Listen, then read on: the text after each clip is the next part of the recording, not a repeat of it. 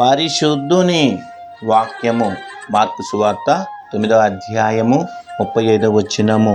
వారు ఊరకుండిరి. అప్పుడాయన కూర్చుండి 12 మందిని పిలిచి, ఎవడైనను మొదటివాడై ఉండగోరిన ఎడల వాడందరిలో కడపటివాడును, అందరికీ పరిచారకుడనై ఉండవలెనని చెప్పెను. ఆలకిస్తున్నారా? ఎవరు గొప్ప అన్న వాదన యేసు ప్రభు శిష్యుల మధ్య వచ్చినప్పుడు యేసు ప్రభు చెప్పుచున్న మాటలు, ఎవరైనా గొప్పవాడిగా ఉండాలి అని కోరుకుంటే ముందుగా వారు పరిచారకులై ఉండాలని ప్రభు చెప్తున్నాడు. అది ఎలా సాధ్యం అని మనం అనుకుంటాం. అందరికీ పరిచర్య చేస్తున్నప్పుడు పనివారు అవుతారు కానీ గొప్పవారు ఎలా అవుతారు?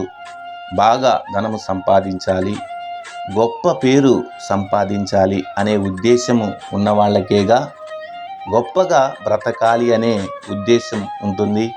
ఇలాంటి ఉద్దేశం ఉన్నవాళ్ళు దేవునికి అంత ప్రాధాన్యత ఇవ్వరు. ఆలకిస్తున్నారా?